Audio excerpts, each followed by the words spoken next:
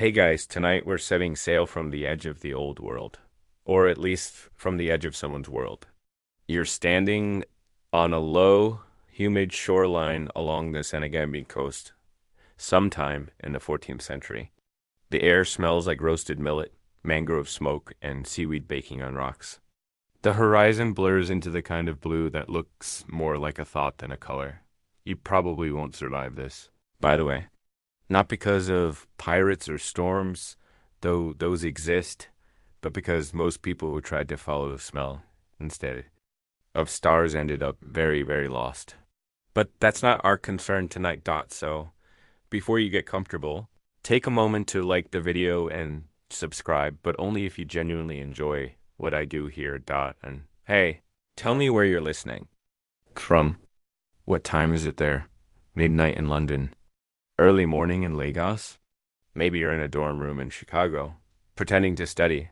Wherever you are, dim the lights, maybe turn on a fan for that soft background hum, and let's ease into tonight's journey together. You stand now on the docks of Niumi, a trading town older than most maps. The canoes here are carved from single tree trunks, painted with patterns that make no sense until the sun hits them just right. Fish scales glint like scattered coins. There's a slow rhythm in the background, drums and laughter from the women salting fish near the shore, and a low hum from sailors preparing for the tide. Someone hands you a small gourd. Keep this, a sailor says, pressing it into your palm. For testing the wind, you unstopper it and sniff. Inside, a swirl of seawater, salt, and something faintly herbal. The man grins. The sea has moods, he says. Learn to smell them, and you'll never be lost. This was no superstition. West African navigators, particularly the Mandan Wolof seafarers, were among the first to notice that winds carried distinct scents. When the wind blew from the east, it smelled of dust and millet, the breath of the Sahel. From the west, it brought brine plankton and the musk of rain. Some could even tell the direction of unseen islands by detecting the earthy sweetness of vegetation days before land appeared. Historians still debate how accurate these olfactory routes were. Some say they were exaggerated legends, poetic rather than practical. But Portuguese sailors arriving a century later recorded something remarkable. The locals could predict approaching storms by scent, often hours before the clouds showed. You step into a canoe, the wood slick with sea salt and oil. It rocks gently as you settle in beside two traders carrying bundles of dried fish and salt cakes, the currency of the coast. The paddlers hum softly, each stroke sinking to a rhythm. Older than any written song, you breathe in deeply. The air changes every few meters. Mangrove decay, fish smoke, fresh tide water. Like a geography of aroma. The old navigator beside you sniffs the air as if reading a book. Smell that? He says, pointing toward a line of dark green along the horizon. That's Joel. They smoke their fish with palm wood, always sweeter than mangrove smoke. He grins. If you follow your nose, you can walk the whole coast without ever opening your eyes. The tide begins to pull. The harbor recedes behind you. Children wave, shouting something about the salt wind, a phrase both blessing and warning. The salt wind begins each voyage, they say, and sometimes ends it. It's the first scent to fade when you're too far from land, and the last one to return when home is near. The sun melts toward the sea, and the air grows heavy with humidity. Every sound slows down, the slap of paddles, the distant call. Seabirds, the faint crackle of firewood from shore. You watch as the lead sailor dips his hand into the water, brings it to his nose, and nods slightly, a signal. He's reading the current by scent, comparing it to the memory of rivers upstream. There's something oddly modern about this, almost scientific. You remember how in chemistry class, smell is tied to molecules, to invisible particles carried. By air, these sailors are doing fieldwork with their noses. You wonder what data they've stored in their minds? Thousands of journeys, cataloged not in ink, but in scent. As darkness thickens, you spot a faint glow along the shore. A lighthouse, made not of fire but of sound. Drums echo across the water in coded rhythms. Each beat pattern marks a village or trading post. Tonight's pattern means safe harbor, small tide. The paddlers adjust course, turning toward it. The navigator hums a tune under his breath. Something about salt, wind, and memory. You ask him what the words mean. He chuckles. A reminder, he says. If you forget the smell of home, you forget yourself. Later, when the canoe drifts into calmer water, you open the gourd again and sniff. It's changed. The scent now carries something sour, like copper and smoke. You're learning, in your own slow way, to read the air. The moon rises, or swollen, and yellow as butter. You can almost hear it hum. The world feels suspended between two breaths. Land behind you, open ocean ahead. For the first time, you understand what these sailors mean when they say the sea has moods. And just before sleep takes you, because this kind of story always ends in half dreams, you feel something strange. The scent of home, faint and impossible, drifting across miles of dark water. You don't know how it's possible. Maybe the salt wind remembers for you. Tomorrow. You'll travel deeper through the mangroves where smoke and scent become the only guides. But for now, the tide lulls you like a heartbeat, and the gourd in your hand grows warm, as if storing all the winds of the coast within it. Morning creeps in not with light, but with sound. A low hum of insects, the distant popping of sap in wet firewood, and the soft sigh of mangroves breathing under mist. You wake to find yourself no longer on open water, but sliding quietly through narrow green corridors. The canoe glides between roots that twist like sleeping serpents, their tendrils dipping into the dark, tea-colored water. The air is thick enough to chew. Every breath tastes like a stew of mud, salt, and faint sweetness, overripe fruit left too long in the sun. But most of all, it smells of smoke. Thin gray ribbons coil above the trees, each from a hidden village somewhere along the maze of channels. Your guide, the same old navigator with the salt-streaked beard, points with his paddle. Each smoke is a name, he says. Each name, a direction. The first one, he explains, comes from a village that smokes fish in clay. Pits with mangrove bark. It smells sharp, bitter, like rain on iron. Another plume carries a heavier palm oil. That's how you know you're near the trading village of Cantine, where women press oil until their arms shine gold.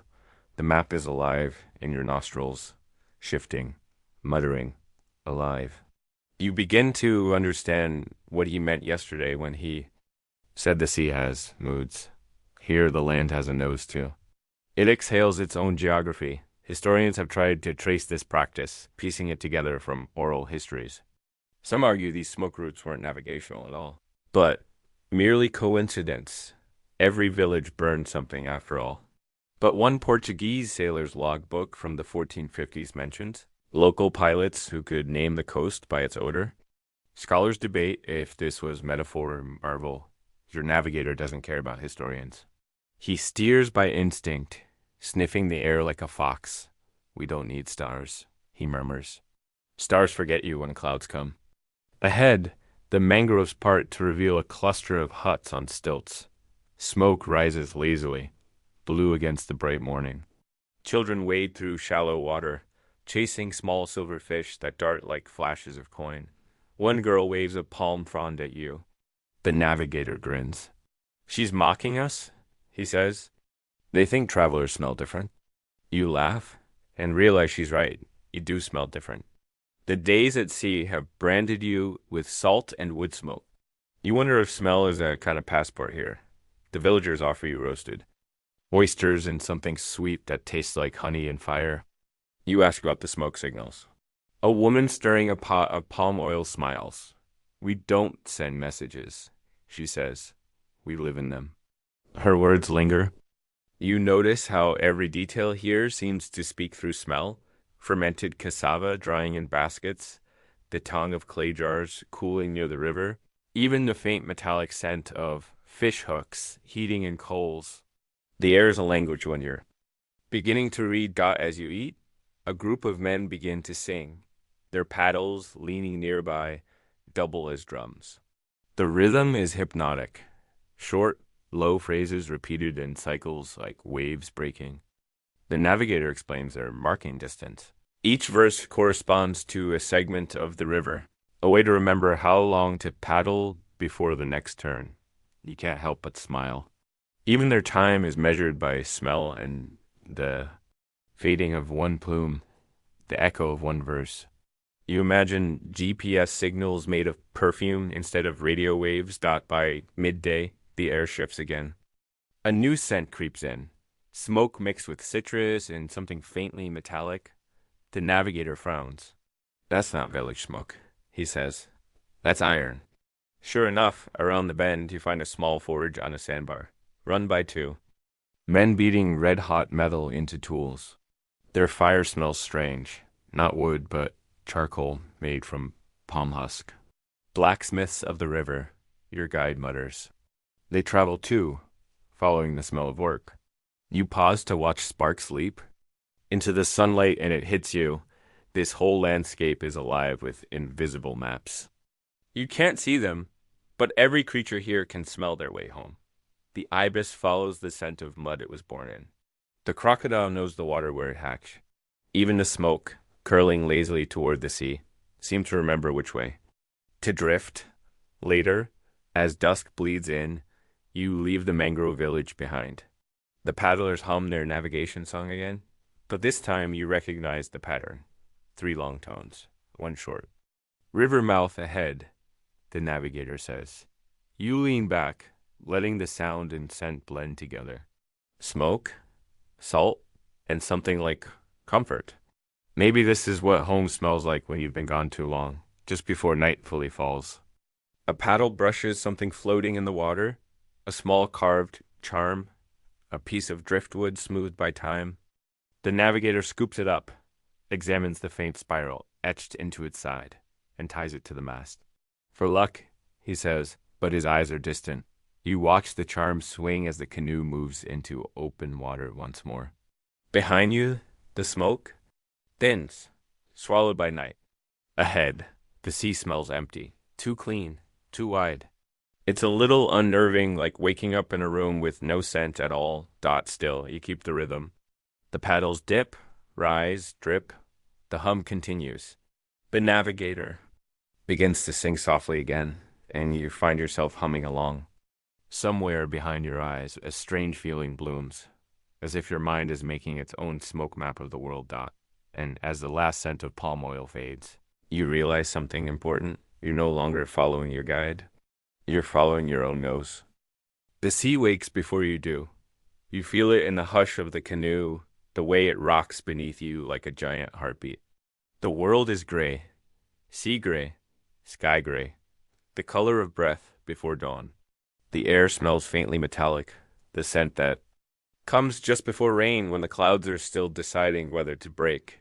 You stretch, and the navigator passes you a small cup of water from the gourd. Smell, he says. You sniff. It's different now, lighter, cleaner. The wind turned overnight, he explains. We're leaving the smell of land behind. It's unsettling, at first. The mangrove world was full of smell, heavy, layered, familiar. But now, out here, it's thin, almost sterile. You start to understand why some sailors claimed the Middle Ocean had no scent at all, a blank page between continents. A few miles later, the wind shifts again, and the first drops of rain begin to fall. Not a downpour, just a soft mist, as if the sky is exhaling. You taste it on your lips, sweet and cold, with the faint bite of ozone. Rain from the north, the navigator mutters. Smells like dust and copper? You breathe deeply, trying to find the patterns he smells so easily. There's the faint sourness of pitch from the canoe seams, the musk of wet rope, the tang of your own skin mixed with salt. It's a whole new map, but it's harder to read now that you've left the coast behind still. The navigator insists the air carries hints of unseen islands. He gestures westward. Smell that? He asks. You try, but all you catch is a hint of sweetness, something floral, fleeting. That's forest, he says softly. Cape Verde is that way, maybe 2 days. Historians debate whether early West African sailors really reached the islands before Europeans did. There's no written proof, only legends, stories of fishermen who vanished for days and returned with strange seeds and tailies of birds that sang in foreign tongues. Some dismiss these as myths. But standing here, surrounded by endless water, you begin to think the human nose might have crossed oceans before the compass ever did. The clouds thicken, blotting out the stars. The navigator looks up briefly, but he doesn't seem concerned. Stars are loud, he says. They distract you. You realize then how quiet the world has become. No insects, no drums, no firewood crackling in distant villages. Only the sigh of waves against the hull, and the occasional creak of rope.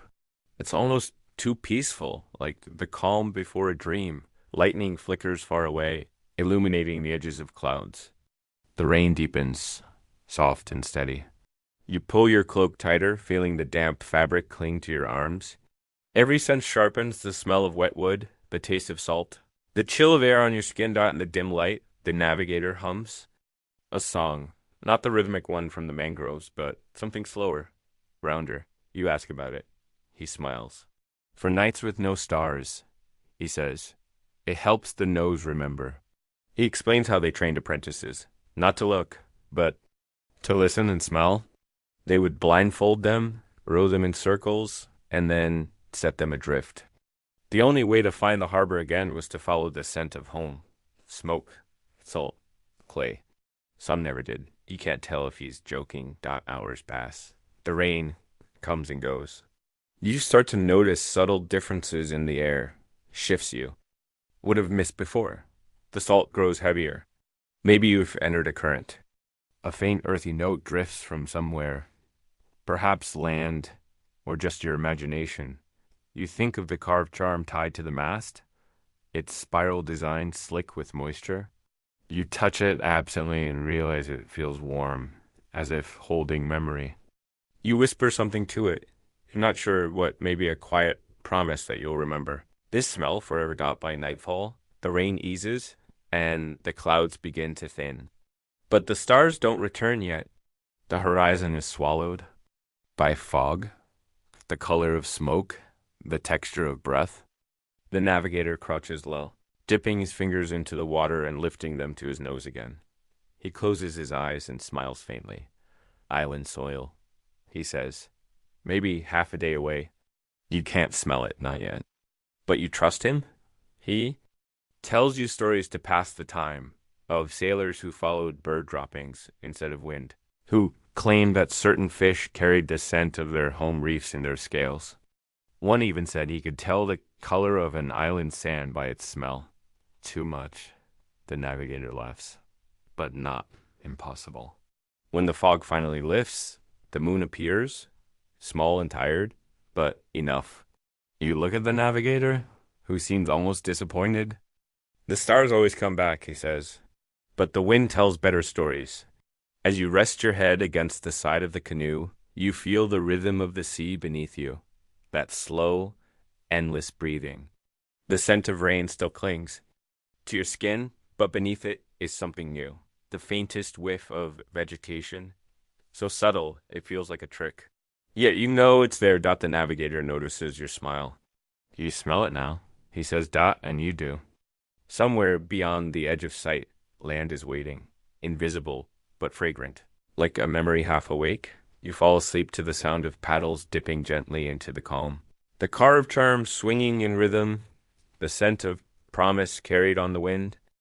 The land appears not as sight, but as smell first. A whisper of wet soil carried on dawn's pale breath. You wake to it before your eyes even open. Somewhere nearby, birds call out, their voices sharp and glassy in the morning mist.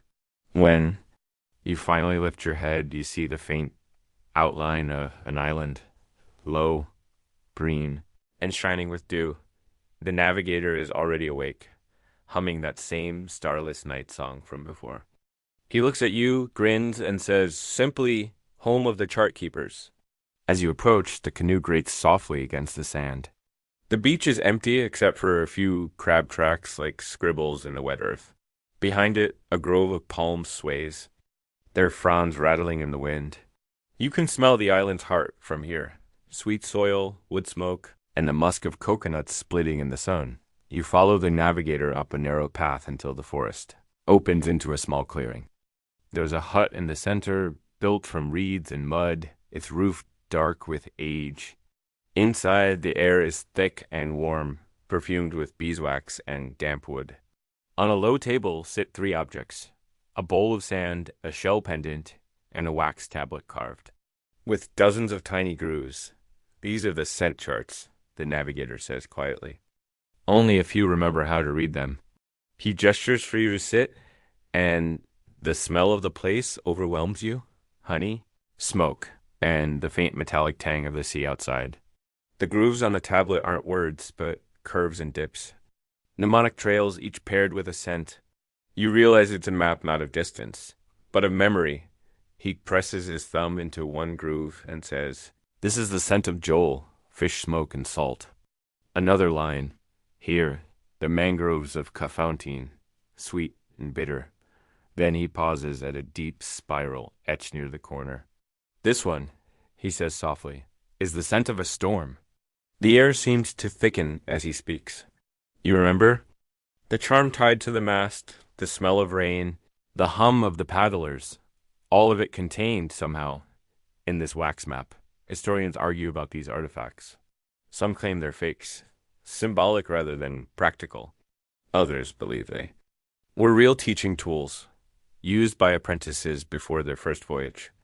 A few even suggest they inspired later memory palaces in Europe, where scholars built imaginary structures in their minds to store information.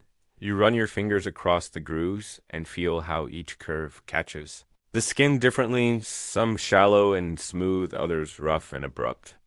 It's like reading Braille written in scent and sound. When we sing, the navigator says, we follow these lines in our minds. The song tells us where we are. You look at it. And what happens when someone forgets the song? He gives a small, sad smile, then the map fades, and the wind chooses its own way. Outside, the apprentice appears, a young woman with salt-streaked hair and steady eyes. She carries a carved shell pendant that glimmers like moonlight. She sits beside you, opens a small pouch, and draws out several small lumps of resin.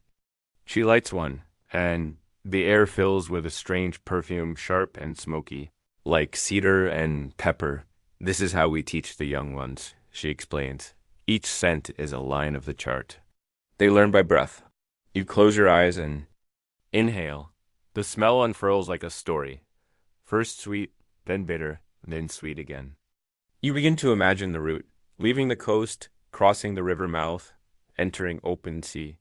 The navigator hums softly, and the apprentice joins in, layering her voice like a current underneath his dot. It's beautiful, haunting, and you suddenly realize you're learning the map not by thinking, but by remembering something that feels older than taught. When the song ends, she hands you her shell pendant. "And leave this for the return," she says. "It helps your nose remember where it began." The pendant smells faintly of beeswax and seawater dot as the day stretches on. You help melt more wax into new charts. Each one is unique, diary of voyages recorded in smell and motion. You carve a few grooves yourself, unsure of what they mean but feeling their rhythm under your hand at one point. The navigator chuckles. "We once had a scholar come here," he says. "He tried to copy the charts with ink. Couldn't smell a thing. Said they were nonsense." He shrugs. "He left after a week. The wind forgot him." You laugh, but something about the story sticks with you. How much of history, you wonder, has been lost simply because it couldn't be smelled? That night, the island glows under a swollen moon. You sit outside the hut with the apprentice, watching fireflies drift among the trees. The air tastes faintly of salt and sugar. "We never write these songs down," she says quietly. "If you forget, you start again." You nod, twirling the shell pendant in your fingers. "Doesn't that scare you?" She smiles. "Only if I forget to breathe." When you finally lie down, the hut still smells of resin and wax. You dream of the grooves you carved earlier, shifting under your hands, becoming waves and wind. Somewhere in that dream, the carved charm on your canoe glows faintly. As if the two are connected, memory and map, scent and sea. You wake before dawn. The navigator is already waiting by the canoe, humming that same tune again, the one that turns smell into direction. He nods at the shell around your neck. Keep it close, he says. You'll need it when you smell the shore again. As you push off from the island, the scent of wax and resin lingers long after the land disappears behind you. It mixes with the salt air, forming something new, something like home. Though you're not yet, there's doubt the sea takes you back into its quiet rhythm, and you wonder what the wind will remember of you. The ocean is calm tonight, unnervingly calm. The waves fold softly over one another like long breaths, and the air is so still you can almost hear the salt settling. You've been traveling for what feels like months, though the days and nights blur together. Out here, time smells different, like distance, like memory stretched thin. The shell pendant still hangs around your neck. Every now and then you lift it to your nose, breathing in its faint perfume of wax and salt. It's changed since the island, subtler, deeper, like something aged in your skin. The navigator told you that scent is a living thing. It remembers. Who carries it? You're steering now, alone. The old navigator sleeps near the bow, wrapped in a worn cloth. The carved charm still dangles from the mast, swaying slightly, its spiral catching the moonlight. You hum the song the apprentice taught you, low and slow, just enough to keep rhythm. The night carries layers of scent again. After weeks of sterile air and endless rain, you begin to smell life in the wind, faint smoke, distant soil, the warm, sweet breath of land. Your heart quickens.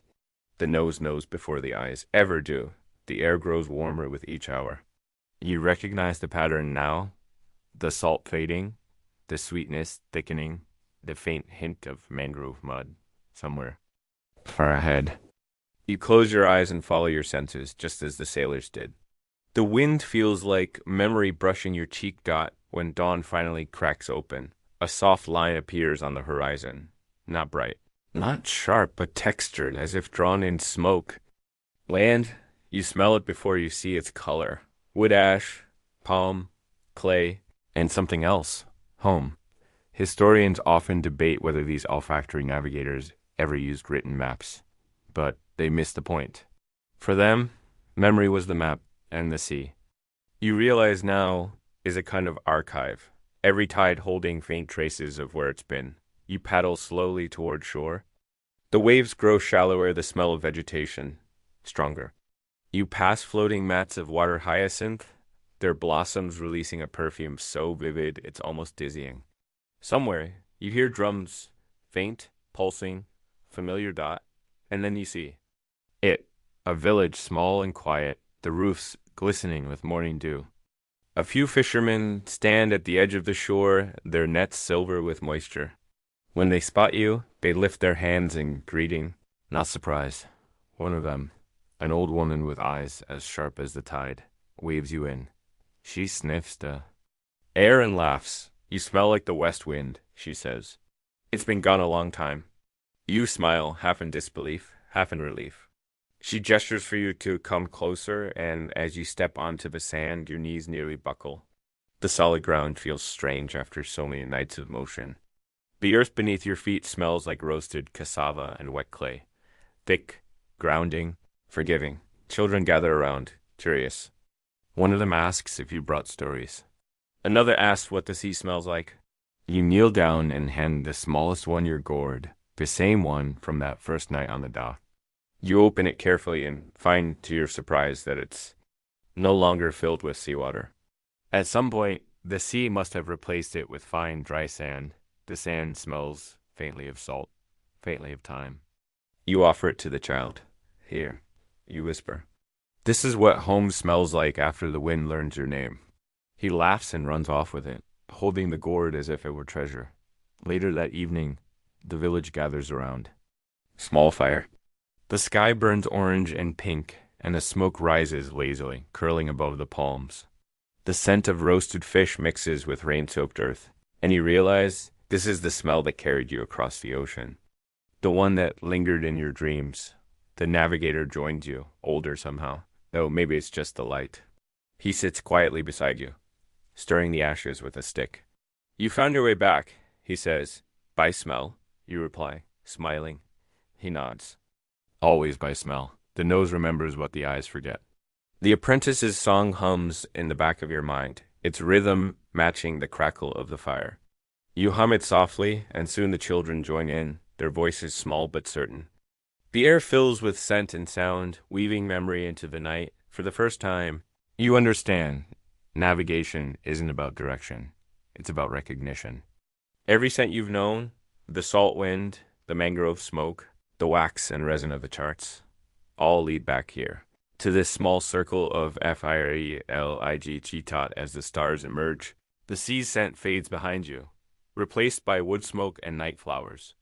You breathe deeply, letting the smells settle inside you like chapters closing. Tomorrow, the wind will shift again. New travelers will set sail, carrying the memory of this place in their breath. The map will live on, invisible, aromatic, eternal dot, and when you finally drift towards sleep, you still catch one last scent, the faint trace of the gourd sand, the salt of the navigator's cloak, and the warmth of home itself. And now, as the firelight dims and the sounds of the village fade into a hush, you feel your body sink into stillness. The ocean's rhythm lingers somewhere deep in your chest, slow, tidal, calm. You can almost hear it between your breaths. The air around you is soft and heavy with scent, smoke, salt, and the faint sweetness of night flowers. These smells blend together, erasing distance, pulling every piece of your long journey into one quiet moment. The navigator's hum fades, replaced by the whisper of the tide curling over sand. The world feels smaller now, closer, as if everything, land and sea alike, breathes in unison. Your eyelids grow heavy. Each inhale carries a memory. The mangroves, the rain, the wax and resin, the soft crackle of fire. Each exhale releases them, letting the stories drift away like smoke on the breeze. You remember the gourd, once filled with salt water, now cradling sand. It's proof that journeys never end. They just change form. The sand smells of everything. You've seen adventure, patience, return. So, wherever you are right now, whether you're by the ocean or in a city miles from it, close your eyes and breathe. Smell the room around you. Find the scent that feels like home. The sea will. Remember it. And tonight, as you drift deeper into sleep, let that memory guide you gently back to shore. End of script. Sweet dreams.